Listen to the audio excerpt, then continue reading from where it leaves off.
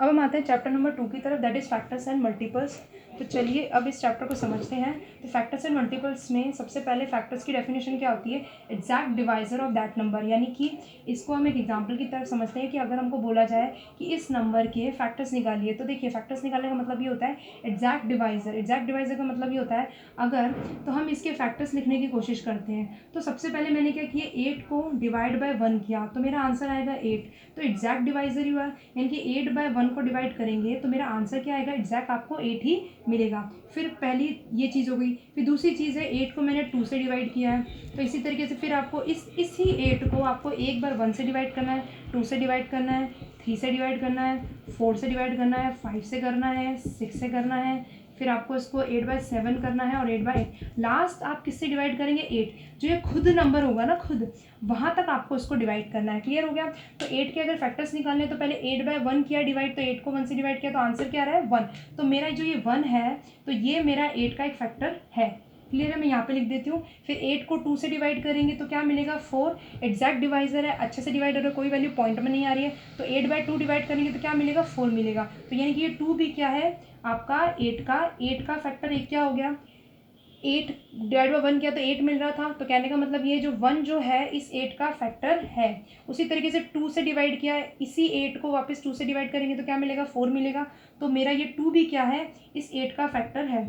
फिर हम देखेंगे 8 बाय 3 करोगे तो आपको खुद को पता है आंसर आपको पॉइंट में मिलेगा। तो 8 डिवाइड करके आप देख सकते हो, ठीक है, आप इसको डिवाइड कर लेना तो आपका आंसर आपको समझ में आ गया कि पॉइंट में मिलेगा, आपको पॉइंट लगाना ही पड़ेगा।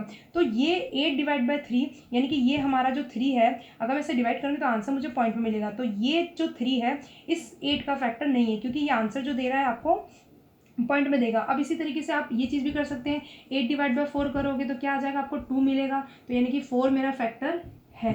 अब नेक्स्ट आप 8 डिवाइड बाय 5 कीजिए तो आपको अगेन आप समझ पा रहे हैं पॉइंट में मिलेगा आंसर, तो ये नहीं है। तो फिर 8 बाय 6 करोगे तो भी आपको आंसर पॉइंट में मिलेगा, तो भी आंसर नहीं है। फिर 8 बाय 7 करोगे तो भी आप समझ पा रहे हैं पॉइंट में मिलेगा, तो ये आंसर नहीं है। और 8 बाय 8 करोगे तो आपको मिल जाएगा 1। तो कहने का मतलब है आपको जब वैल्यू पॉइंट में ना मिले और ऐसी सीधी सीधी वैल्यू मिले बिना पॉइंट वाली, तो वो हमारे, तो ये हमारा नीचे वाला इसका फैक्टर होगा।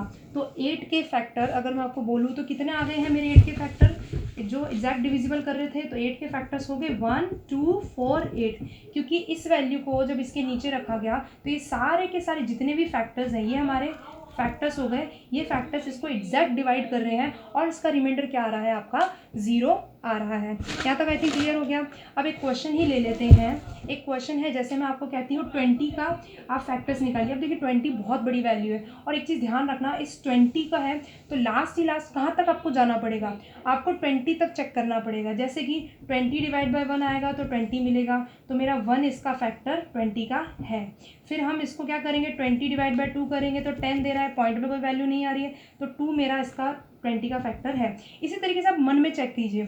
अब देखो 20 डिवाइड बाय, अगर आप खुद देखो 3 से करोगे तो आपको पता है कि पॉइंट में आंसर आएगा, तो 3 मेरा फैक्टर नहीं है। फिर आगे बढ़िए, 20 डिवाइड बाय 4 है तो 4 5 से आ जाएगा, तो 5 तो आ गया, यानी कि ये कोई पॉइंट वाली वैल्यू नहीं है, रिमाइंडर बिल्कुल 0 मिल रहा है, तो आपका 4 मेरा क्या हो गया, इस 20 का फैक्टर है। इसी तरीके से 5 चेक कीजिए, 5 चेक करोगे तो 20 डिवाइड बाय 5 करोगे तो क्या मिलेगा, 4।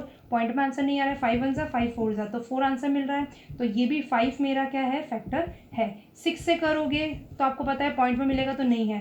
फिर 7 से करोगे तो नहीं होगा, 20 डिवाइड बाय 7 पॉइंट में आंसर आएगा। फिर 8 से करोगे तो भी पॉइंट में आंसर आएगा, 8 भी नहीं है।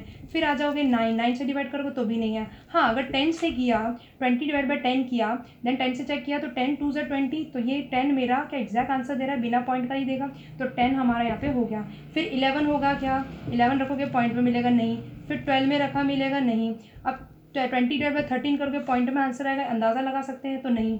14, ऐसा कहाँ तक जाना है, 14 भी नहीं होगा। 15 लिखेंगे, नहीं होगा। 16, 20 डिवाइड बाय 16 करोगे, नहीं। 17 करोगे तो भी पॉइंट, 20 डिवाइड बाय 17 करोगे तो भी पॉइंट में। 18 करोगे तो भी पॉइंट में। 19 करोगे, हाँ। और 20 डिवाइड बाय 20 करोगे तो आंसर 1 मिलेगा, कोई पॉइंट में नहीं आ रहा है। तो खुद लास्ट जो वैल्यू आती है, लास्ट वाला फैक्टर ये खुद होता है, ये ध्यान रखना। तो आपको कितना डिवाइड करते जाना है, 20 डिवाइड बाय 1 रखो, 2 रखो, 3 रखो, 4 रखो, 5 रखो, 6 7 8 9 10 11 12 13 14 15 16 17 19 20 तक आपको करना पड़ेगा। तो लास्ट वाली वैल्यू जो फैक्टर की आएगी वो 20 खुद होती है, क्योंकि ये खुद से तो खुद को डिवाइड करके रिमाइंडर 0 ही छोड़ेगा ना। तो यहाँ तक क्लियर हो गया कि ये हमारे फैक्टर्स हो गए। तो फैक्टर्स कैसे निकालने हैं, ऐसी वैल्यूज़ आपको रख रख के चेक करनी पड़ेगी। और थोड़ा आप दिमाग में भी कर सकते हो कि ये इसको बिल्कुल कंप्लीटली रिमाइंडर आपका 0 छोड़ेगा कि नहीं, कटेगा कि नहीं। तो क्या कर दिया जाना, फैक्टर्स बोले जाए तो 20/1 कर देना। तो हाँ भाई 20 आ रहा है, हाँ भाई 1 फैक्टर हो गया। 20/2 किया तो 2 10 हो गया, बिल्कुल पॉइंट ऑफ वैल्यू नहीं है तो 2 भी है। 20 का फैक्टर 1 हो गया, 2 हो गया। उसी तरीके से 4 5 10 और 20 तक आपको जाना पड़ेगा।